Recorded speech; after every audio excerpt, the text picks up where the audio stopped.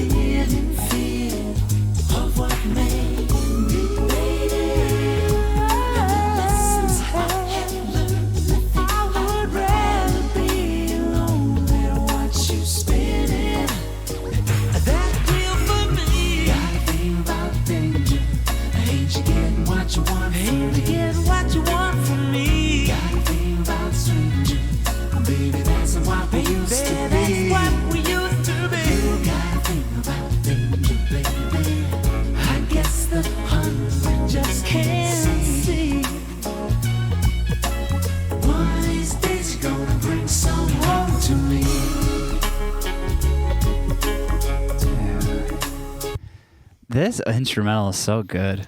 The beat really grooves in that bass line. Oh yeah, the beginning, and of course that the horn down the street playing. That's right. It's so good. It really sets you in. Yeah, it's a great vibe. Excellent. And then this song, Rowan also states that this song is about HIV/AIDS, which the spin in the wheel that makes a lot of sense.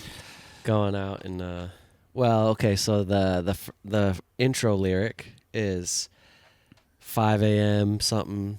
4 or 5 o'clock in the morning. You're not home, isn't that strange? Yeah.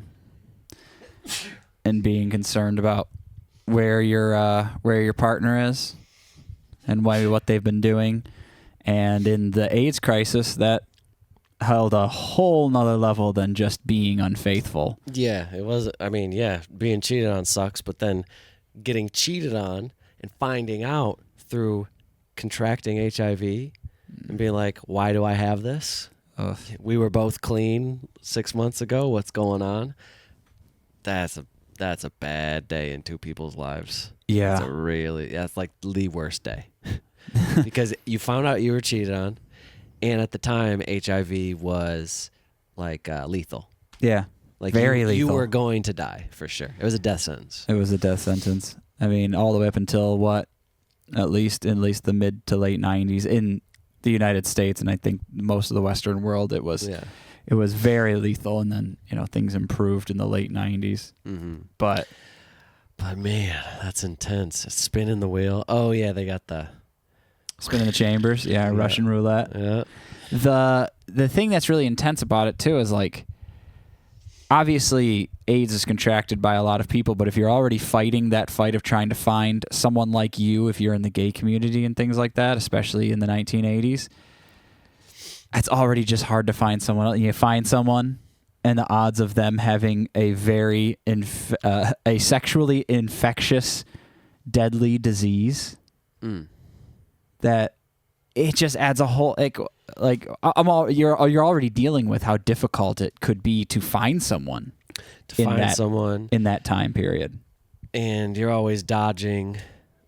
Probably a lot of people are always dodging the fact that they are gay, especially in the 80s. Yeah, that's what I mean. Because you can't just be openly that way. Yeah, so you're already dealing with that. You're already dealing with the social stigma and the social oppression of being gay in the 1980s and into the 1990s. But then just add in, oh yeah, there's also like a deadly disease just running rampant. That really slows down your ability to find physical affection with people. Yeah.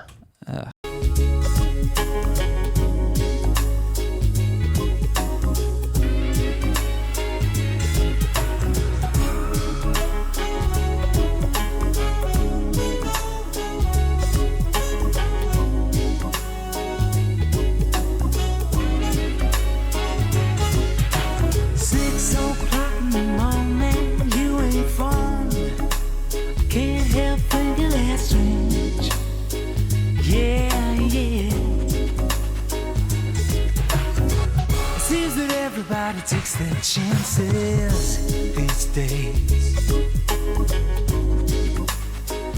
Oh yeah, we're standing in the rain, and I will not accept this as a part of my life. I will not live in fear of what may be. The lessons I have learned.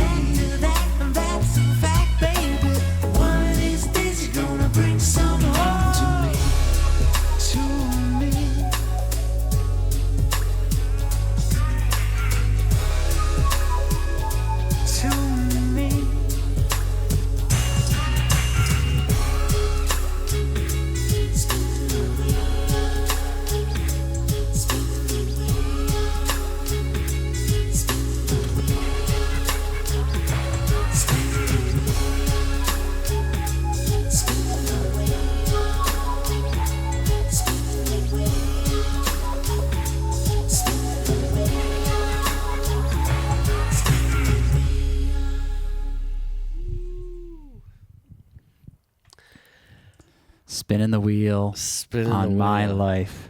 Yeah. You're spinning the wheel in my life. How can you love me when you're playing with my life? Oh, my gosh. Yeah, it's devastating. Yeah. Rowan also said that the album this was on, called Older, was dedicated to his lost first love who passed from HIV/AIDS related George Michael's. Yeah. Oh, I didn't realize. Yeah, I mean, regarding the music video, it's interesting that the lyrics are about the HIV/AIDS crisis. But at the time, I don't know, this is probably what, early 90s? Seems like it. Early 90s, maybe mid 90s or something. But they don't have any gay couples in this because I don't think they would be allowed to show it. Like, you probably could, but there would be huge outrage, you know? Yeah. So it's amazing that you can sing about it, but you can't show it. Like, you know? Well, people wouldn't give, like, the point is like a lot of people probably would not give it a chance and stuff like that. They wouldn't give it a chance. Also, like, you could just listen to the song. It's, you know, it's not outright saying it. You really have to pay attention to know that. Like, if Rowan didn't mention this, maybe the whole message would have went over my head on the first listen. Yeah, maybe. And you just kind of like, oh, that was a nice song. What's it about? You know, you have to like lean in and take a closer look. But yeah, these were the times. I mean, even like a superstar like George Michael would still have to be very careful to manipulate the music video, like be very careful what he puts on display. You know, and it's just like, man, looking through the lens of 2024, it just seems so strange, but that's just how it was. Well, and then, you know, the crisis, like no one's safe from it. Freddie Mercury died from, from complications of AIDS. And you're not safe. It doesn't matter how rich you are. It doesn't matter how big you are like that. You're still humans. Oh, yeah. No, I meant like... I know, but it just made me think of that when you said that. I know what you meant, but it just made me think of that, like, it's still, like, it's relevant to everyone, not just to, you know... Yeah, it's not like it just affects a certain class of people. No. Like poor, middle class, or rich, HIV whatever. Doesn't care. Doesn't discriminate. No, it doesn't. Viruses don't. Usually. But yeah, so I don't know. I just thought that was an interesting, like nowadays, if an artist was to write a song about like the struggles of being gay, there would be a gay couple in it most likely, and displaying it. But you know, none of that was here. There were couples, but they weren't outwardly. It wasn't obviously gay. I'm also not sure if this is if George Michael was openly gay even when this song came out. I see. I'm not sure if he was.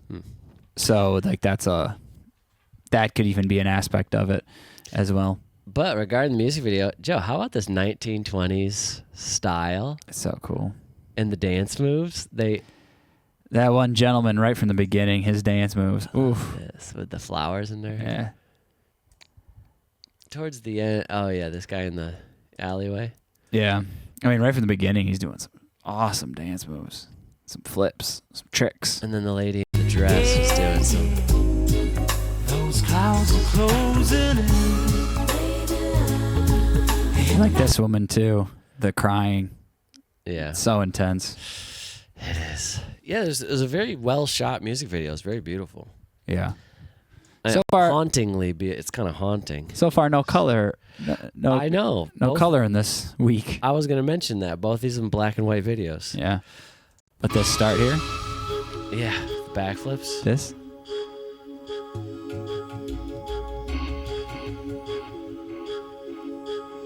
And this car with all the shiny bits. It's like a disco ball car. Oh, yeah.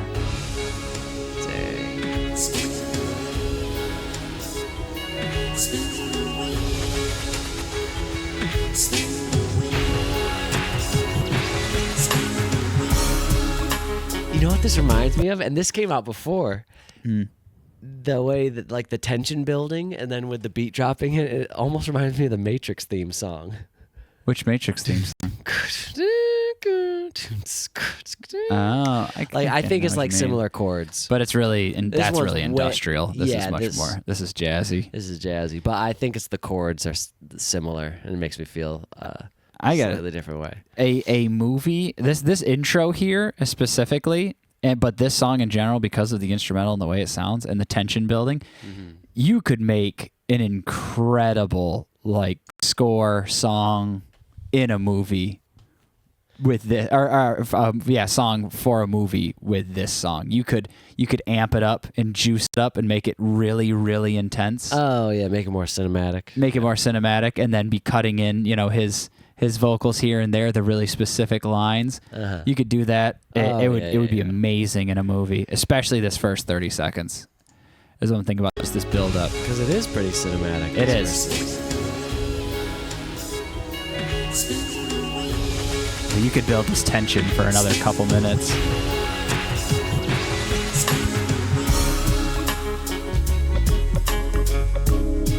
Bass line. So good. All right. That's a great song. Well, that was great. Let's move on. Moving on.